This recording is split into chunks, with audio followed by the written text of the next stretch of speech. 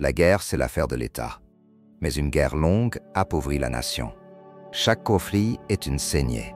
Quand vous vous lancez dans une guerre, militaire, commerciale, émotionnelle, vous engagez plus que votre force. Vous mettez en jeu vos ressources, votre endurance, votre équilibre intérieur. Et si vous ne savez pas conduire la guerre, vous ne gagnerez jamais. Même si vous triomphez, vous y laisserez tout. Votre énergie, vos hommes, votre honneur, votre avenir. C'est le thème du 2e chapitre de l'art de la guerre. Non plus comment se préparer, mais comment frapper avec intelligence et survivre au choc. Sun Tzu vous enseigne ici la science de la victoire rapide et vous prévient contre le poison d'un conflit qui s'éternise. Si ce savoir peut vous éviter une guerre inutile, un épuisement dans vos combats quotidiens ou une stratégie suicidaire, alors vous devez lire l'art de la guerre. Embrochez dans votre bibliothèque pour y revenir, pour y penser. Quand la guerre dure, tout s'effondre. Sun Tzu commence par un constat glacial. Si la guerre dure longtemps, les armes s'émoussent, le moral s'affaiblit, les ressources s'épuisent. La leçon est simple, l'endurance n'est pas une stratégie. Chaque jour de conflit coûte. Chaque tension non résolue mine la structure. Chaque bataille prolongée détruit ce que vous tentez de sauver. Sur le champ de bataille, c'est un siège interminable qui vide les greniers, disperse les troupes, tue l'élan. En entreprise, c'est une guerre de prix qui ronge les marges, une restructuration sans fin, un procès qui dure des années. Dans un couple, c'est un conflit larvé jamais tranché, une tension constante, des disputes répétitives, une fatigue émotionnelle chronique. La guerre, même juste, doit être brève, sinon elle se retourne contre celui qui la déclenche. L'objectif, la victoire rapide.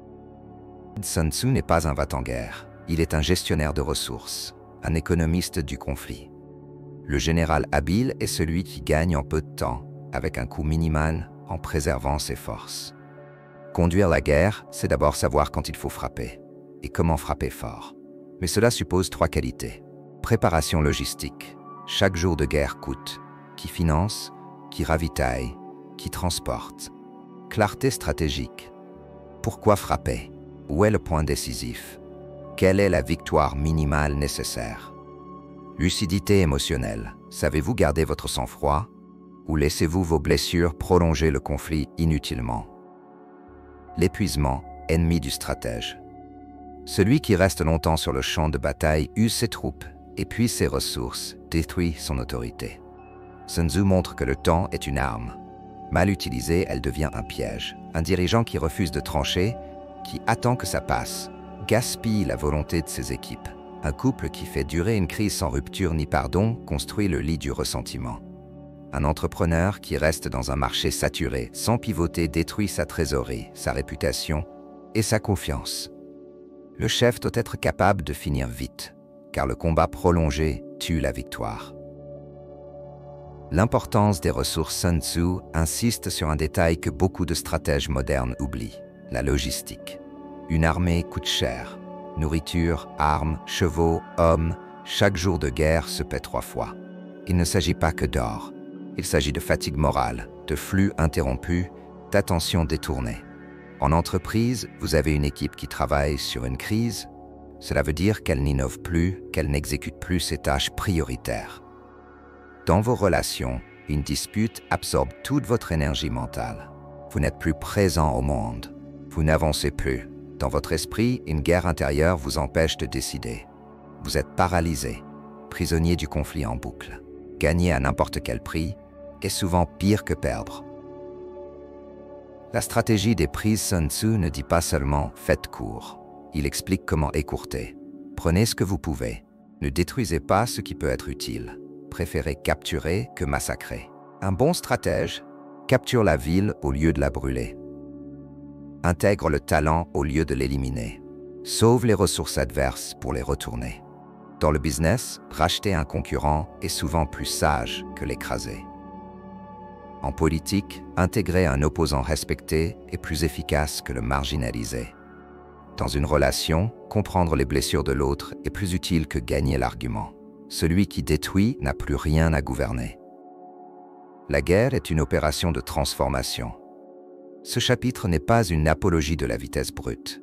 C'est un appel à l'élégance stratégique. Frappez vite, frapper juste et convertir ce qui peut être sauvé.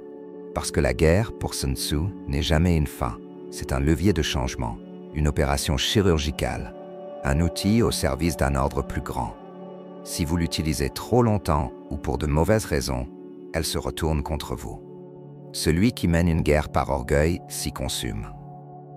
Si cette intelligence vous parle, si vous sentez que votre propre vie vous mène à ces questions, alors vous devez lire L'Art de la guerre en entier. La version brochée disponible en description est plus qu'un livre. C'est un outil de réflexion stratégique.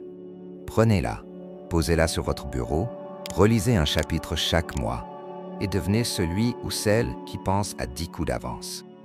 L'Art de la guerre n'est pas qu'un texte ancien, c'est une boussole mentale. Les plus grands chefs de guerre, mais aussi les fondateurs de start-up, les négociateurs internationaux, les coachs d'élite et les diplomates l'ont tous lu. Pourquoi pas vous? Ce livre se transmet. Il se consulte, il se médite. Un livre broché, une couverture usée, une présence dans votre bibliothèque et une ligne de conduite quand vous devez décider. Dans l'urgence ou dans le doute.